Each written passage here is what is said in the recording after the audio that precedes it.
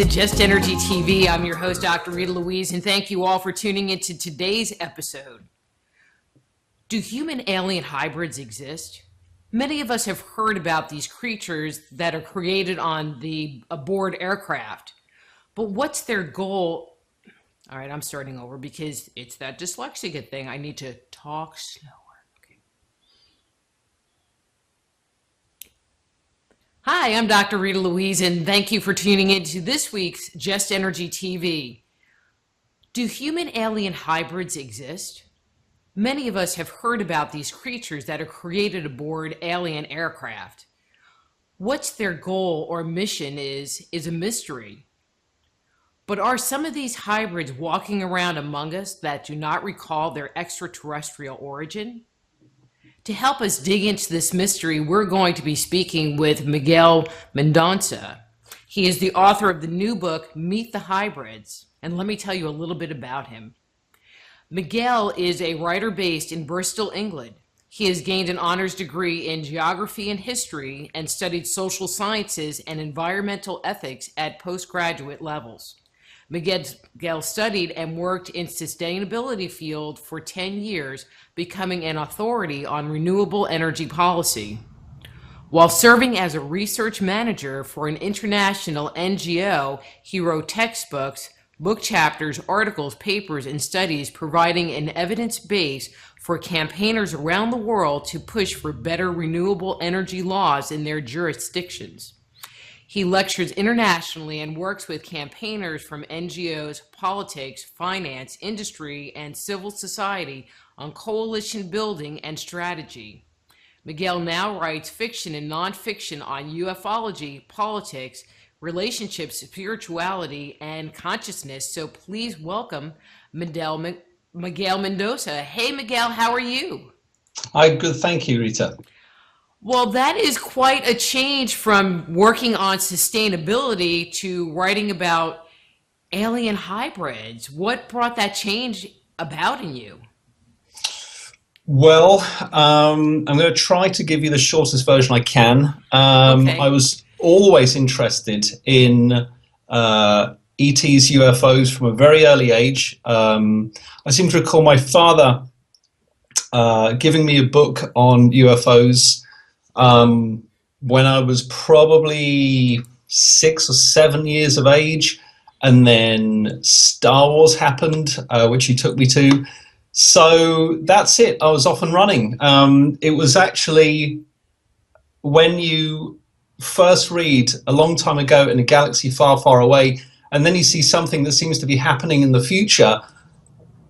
I mean, that has an effect on the consciousness of a young person. And I maintained my interests. Then in 2009, I was on vacation with my partner, staying in my parents' cottage in Graciosa Island, where my father was born. And we see this light tracking across the sky that, as far as we were concerned, was a satellite, and then the thing just starts to massively increase in size and luminosity, and then decreased and carried tracking along. And we're thinking, well, what the hell's that thing? Is that just light reflecting off something? And then the thing does it again, and it gets bigger this time, and then it sort of almost pauses. And then I just thought, oh my God, here it goes. And it just went, pew! I mean, streak of light thousands of miles long across the sky. And you think, well, that's a spaceship. I mean, there's nothing else that does that. Nature doesn't do that. So thereafter, I was writing fiction. I was writing a novel about truth. And one of the characters started to give me this suggestion, in the way that characters do, that he had something to do with black projects. So in order to give him a little bit of backstory, I thought, well, I'll see what information's out there on ufology and all that now. Black projects, Area 51, and here we are. That novel vanished. I started writing another one, which basically tried to create a framework into which all the different pieces of the story of ufology could fit.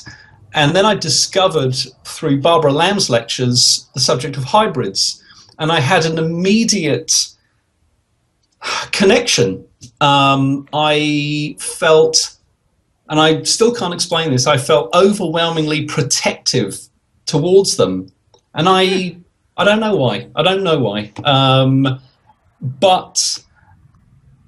So I wrote some hybrids into this novel, and then I thought, well, I'll take a chance and see if Barbara is the kind of personality, the kind of character that actually responds to inquiries out of the blue. And happily, she was just such a person. And she said, well, I'm crazy busy now, but let's put something in the diary for next year. So this was like 3 months later, and I thought, well, is that a polite way of blowing someone off, or what is that? I thought, well, I'm going to take a chance. I'm going to sit here patiently for 3 months, and then we'll talk. The first conversation, when I said, hi, how are you doing? She said, fine. I've just come from a meeting in Arizona with a group of hybrids and experiencers and regular people who are talking about how we can bring this information out to the world at large. And it just must have switched on all of these kind of circuits, lights and dials in the back of my head. Overnight, I must have processed like crazy. I woke up, I wrote 8 pages of notes in my journal. I spent a week turning that into a discussion paper, sent that to Barbara. So these are my thoughts on this whole idea of hybrids wanting to share their story with the world. And one of the key things in that paper was that they had some control over the discourse, that they could tell their story rather than have some kind of, I mean, we've all seen what the wrong film crew will do to people in this field. They just make mincemeat out of them. And I thought that is not happening, not on my watch. So I put it to Barbara at the end of that discussion. What do you think about the idea of doing a book? And here we are. It worked out. And as we speak, I know this is going to go out at a different time, but as you and I are talking now, in about an hour or so, the hybrids, 6 of the hybrids from the book, are going to join Barbara on stage for her lecture at the International UFO Congress. Cool. And as far as I am aware, that has never happened. This is actually something of a historic occasion, and we don't know what's going to come out of that. I know there's going to be all the right kind of people there. I think there will be interesting discussions. David Jacobs will be there, and I know some of the hybrids are keen to talk to him because he has his view on what the hybrid subject is all about, and they have a different view. Their reality is very different, it seems. So who knows? I mean, as of right now, that's all up in the air. I mean, you know, you might even, when this does go out live, I'll let you know what happened, and we could even tag in a postscript. Who knows? Okay, sounds great. And I'm a little confused, and I really don't mean to be dismissive, but there are really people walking around that say they're human alien hybrids. And from your scope of the world, what do you think about that? Oh man, that's such a big question. Sorry. It really is. And one of the reasons I'm keen to have this kind of conversation is that I'm interested because, you know, I sent you a copy of the book and you would have read at least some of that. So quite a bit of it. I'd be interested to kind of kick that around a bit because I'm still trying to figure out what I make of it, because there's at least one moment every day that I'll remember something that happened last year during all of that research, the sort of 8-9 month period, or even conversations since and emails and so forth, because I keep in touch with all these guys, and I think come on, this is crazy. I have moments where I've been on Skype with them, and there's a voice in my head that says, Miguel, just ask them, just say, are you really a hybrid? I mean, for real, are you really a hybrid? I mean, I won't tell anyone, just be between us. But, because, yeah, all of that happens, and that's been entirely candid. And I think that most of where that comes from is our culture basically says, no, it's impossible. Einstein said, blah, blah, blah, speed of light, they couldn't get here, etc. So they've got to be lying, crazy, or deluded, or all three. Are they lying? Well, I mentioned that the novel I wrote was about truth. So I was researching that for a certain period of time.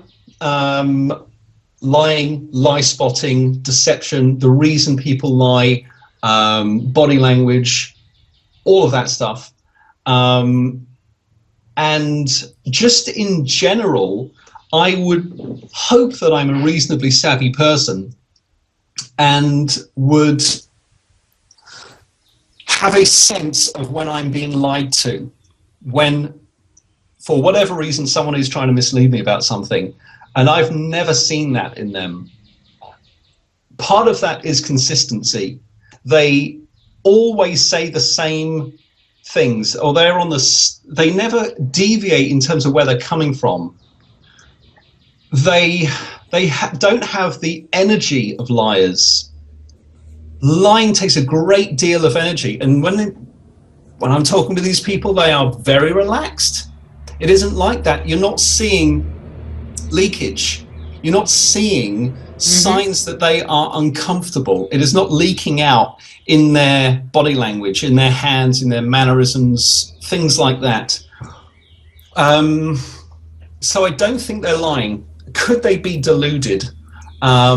I would think to be deluded about something like that, that would have some material impact in your life. These people all have driving licenses, as far as I'm aware. I mean, if you thought these people would be deluded, oh my God, these people shouldn't be on the road. You know what I'm saying? Are there any other ways in which this could not be true? If they're not lying or deluded, I don't know. I don't get a sense of major mental health issues from them at all. I feel like they are just as strong and fragile as all of us. Yeah? They seem, but there is one way in which there is a major difference with these people, and that is that I have a particular energetic interaction with them or response to them. I've realized that I'm actually going to have to be kind of careful about this, because the longer I talk to them, particularly Robert Fullington and Juju, or Jojali Cuter, when I talk to those guys, my energy spikes like crazy to the point where it's like oh my God, it's like the top half of my body, every cell in my body is effervescing or is accelerating. And when the first time I really noticed this was when we were doing an interview, Barbara, myself, Juju, and I started to feel this below my elbows, so my forearms, my hands. It's like they were just pulsating, but it was just extraordinary. I have felt that before at one period in my life, but not in conversation with people.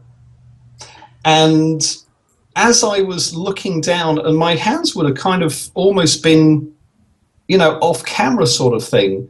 But Juju happened to mention, Miguel, you have really strong aura in your hands. And I thought, what? You can see that? How is that possible? I mean, that is the moment where I feel like I crossed the threshold, where I had to admit to myself that this thing might actually be legitimate. Not that... And in that moment, you realize that you have a lot more doubt than you thought you did. And part of it is that I don't want to believe in anything that isn't true.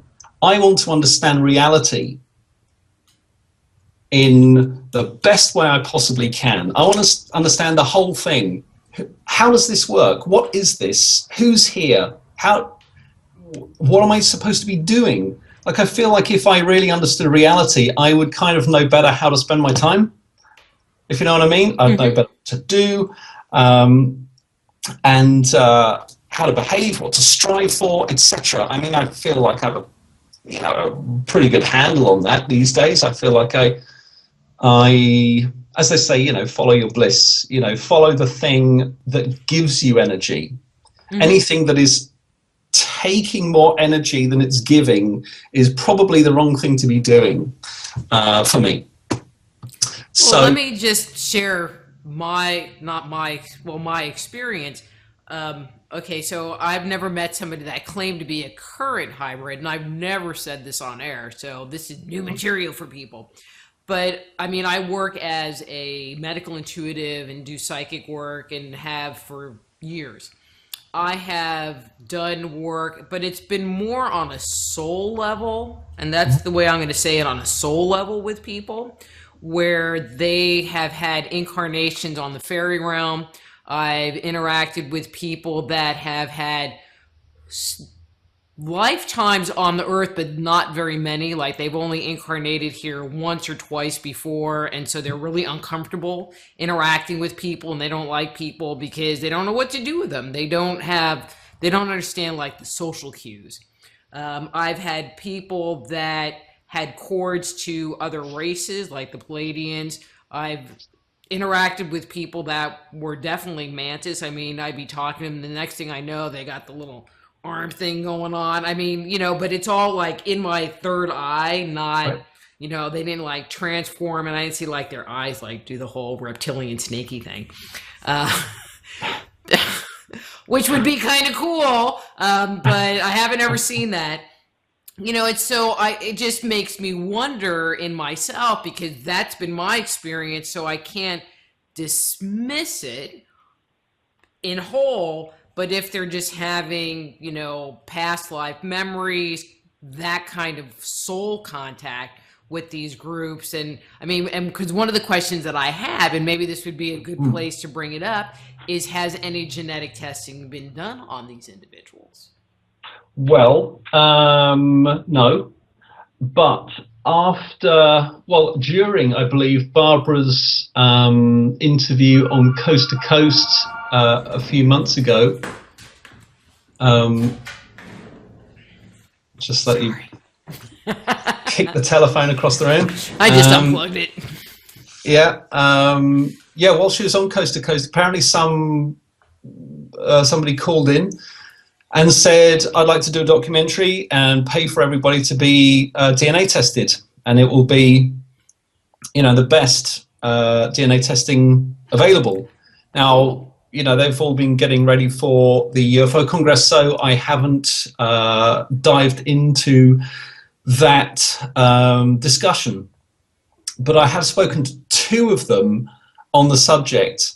And Juju said, my take on this right from the beginning was that, two things. One is that, would our technology even know what to look for? And would it know it if it found it? Would it be able to identify that? Since, until very recently, people still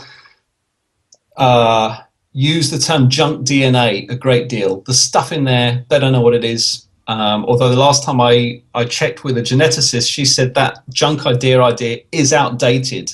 We actually do know what that stuff is now.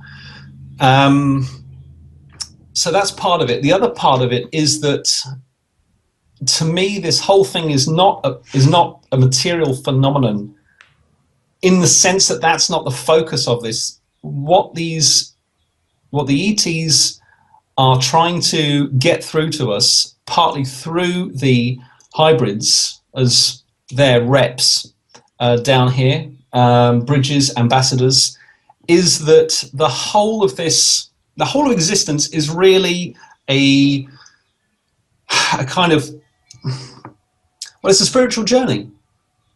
I can't think of a better way to say it.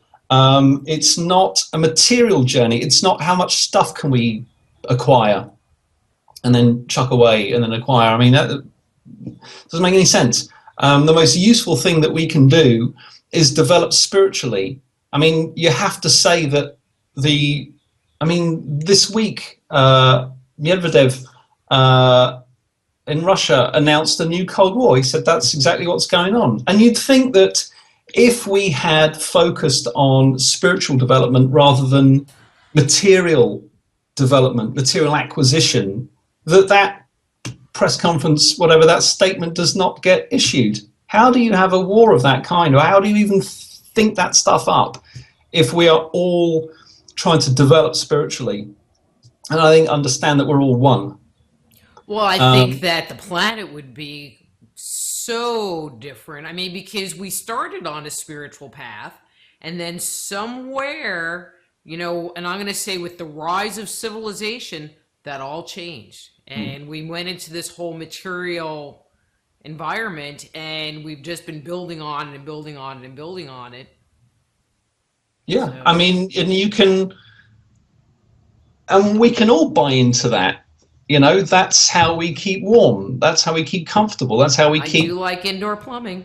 Yeah, yeah. And in this country, this time of year, central heating, modern dentistry. There's some stuff I would not want to be without. But yeah, I mean, it's kind of a 10-hour conversation, I think, the spiritual implications of this whole thing. But to answer your question, I feel like the DNA testing, in a sense, is a red herring. I would be as interested in anybody else in the results of that. But they're going to find a lot of human DNA, I've no doubt. But if somebody said, look, I know my guides, my star family have told me I'm 28% reptilian, and they find 28% DNA, they just say, we don't know what this is.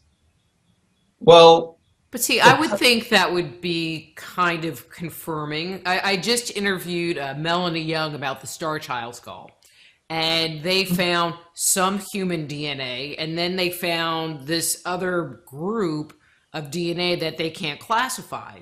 Now, they don't know if it's because the skull is old and they're not really getting good samples because it's a 900-year-old skull. But if you have a living, breathing person and they have this chunk of DNA that don't fit anywhere, I think that would, and especially if you have several of them that have this weird DNA that doesn't fit, I think that would be pretty compelling. I do, but I think that I